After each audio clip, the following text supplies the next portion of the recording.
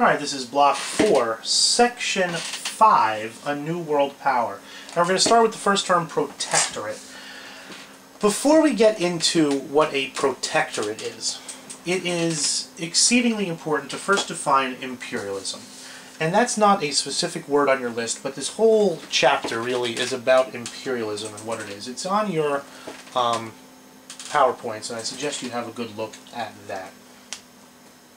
The early 20th century was the peak of imperialism in the world, and the root of the word is imperial, which goes back to a Latin term meaning king or ruler, emperor, if you will. And imperial powers are empires led by emperors. And in the late 19th and early 20th century, all of the great powers of Europe, Britain, Spain, Italy, Germany, Belgium, France, Portugal, Russia, all of the powers of Europe were imperial powers. They held empires. And what you call the places around the world that made up these empires are colonies. So let's define imperialism first, and then we're going to take a little bit of a closer look and discuss what a protectorate specifically is. Imperialism is the term most often used to describe West European domination of less advanced societies in the late 19th and early 20th century. It's the domination of a scientifically advanced Western European culture over less scientifically advanced native cultures pretty much all around the world. And this domination is done through colonization or other means. That just because a place is not a colony specifically does not mean that it is not under imperial control. The imperial power controls the colony's political and economic life, and very often changes social structures as well. Now, our most familiar idea about what a colony and a mother country is the example of the 13 American colonies and the mother country of Britain.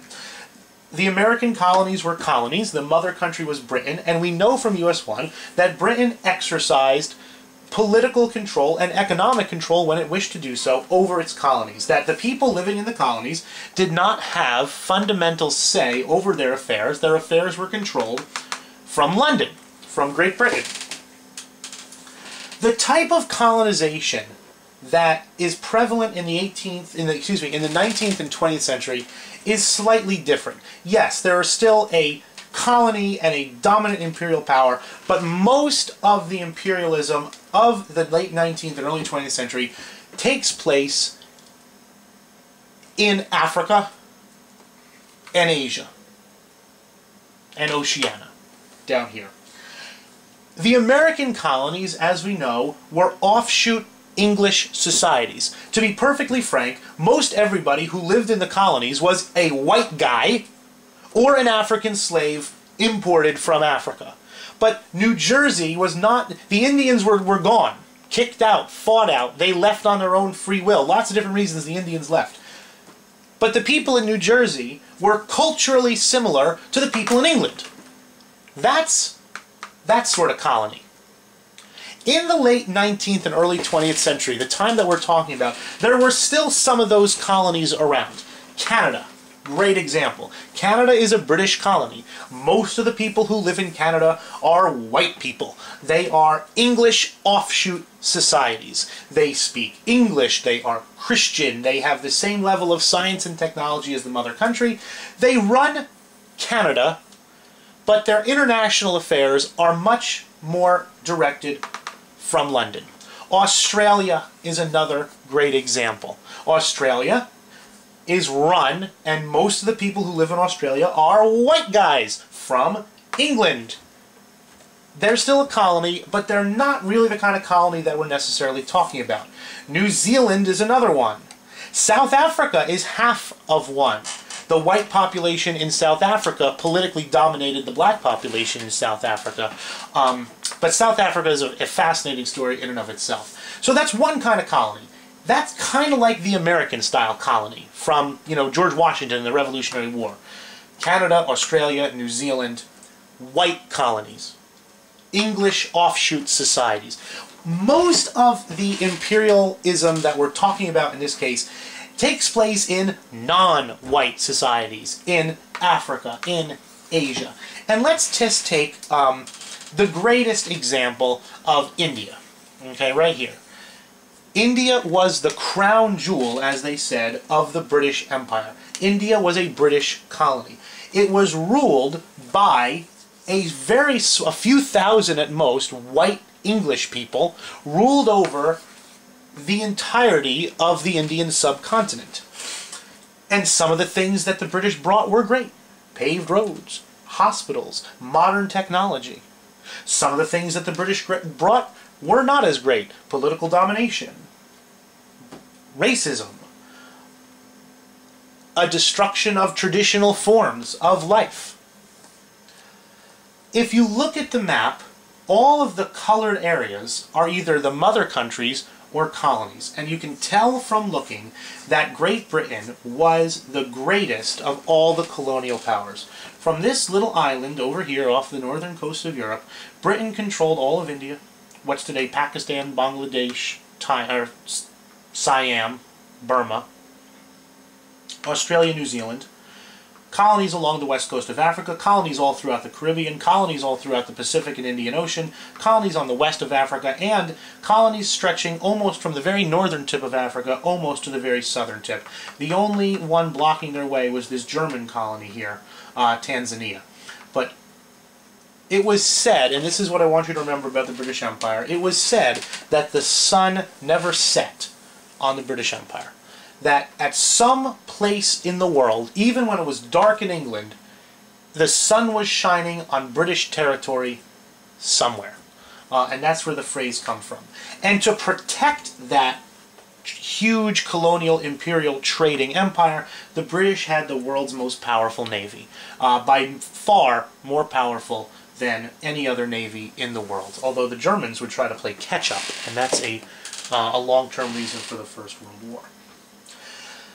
The French have a huge African empire, and as you look along the coast, the Dutch have an empire here in what is today Indonesia.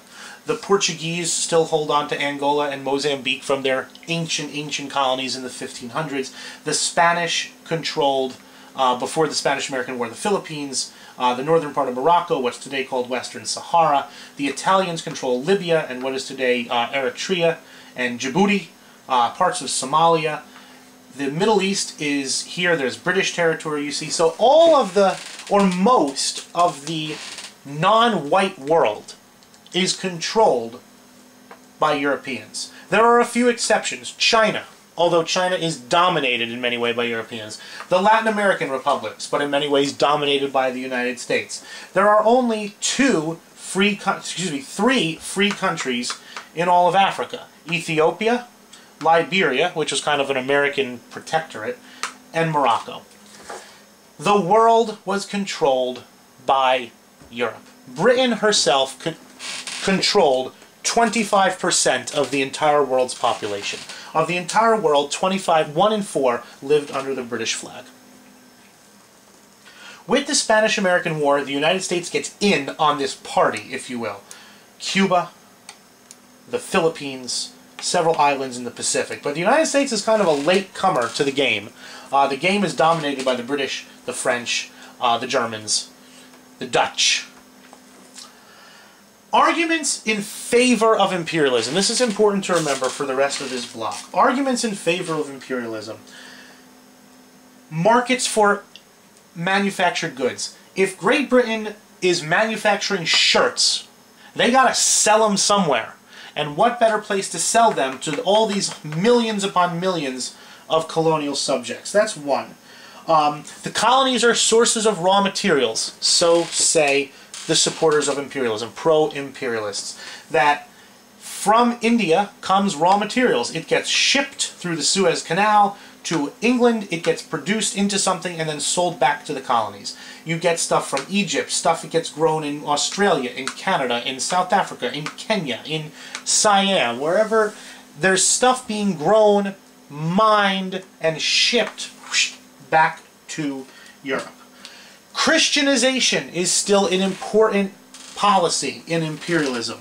that Christian missionaries are going hiking through Asia, hiking through Africa, converting natives, just like the Spanish did in the New World in the 1500s. Imperialists believed in what Rudyard Kipling, a famous British author, called white man's burden. The idea that the technologically advanced societies of Europe, the white societies of the world, had a mission to civilize the rest of the globe. That why should the people of India live in squalor and poverty when Britain can bring hospitals and medicine and modern technology to them? That is the basic argument of imperialists. That the colonies are good economically and colonization is good for the colonies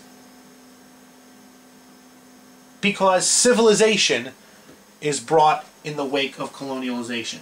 There are lots of anti-imperialists too, people against this entire process. They said that, look, the people of Algeria should decide for themselves how they want to live their lives.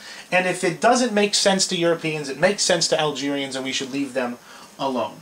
One nation, they said, does not have the right to rule over another nation. A more practical argument advanced by the anti-imperialist was that colonies were expensive.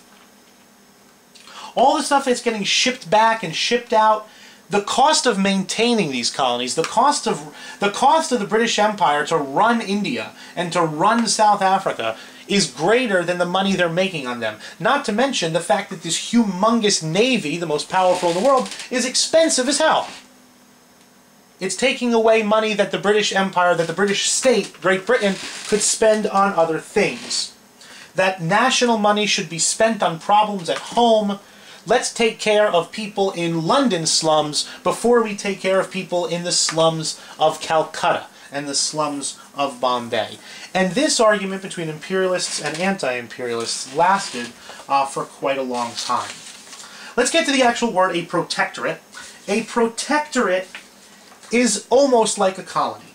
It's a weak country under the control of a stronger one.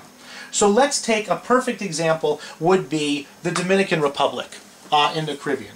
The Dominican Republic is supposedly an independent country. The Dominican Republic has its own Senate and its own House of Representatives and its own president and its own courts and its own army. But in reality, the shots in the Dominican Republic for a long time were called by the United States. The United States exerted influence on their politicians, on their politics, on their business owners, on their business leaders, and the Dominican Republic was, for all intents and purposes, an American protectorate. Egypt is another example. Egypt had a king. Egypt had its own government, but in reality, it was run by the British. It was a British protectorate. The Philippines became an American protectorate. The Philippines had their own legislature. The Philippines had their own Senate. The Philippines had, their own courts of law. But in the end, the United States called the shots in the Philippines. It was a protectorate. Okay? So that is, I hope you understand to some degree now what imperialism is, and then the specific vocabulary word, what a protectorate is.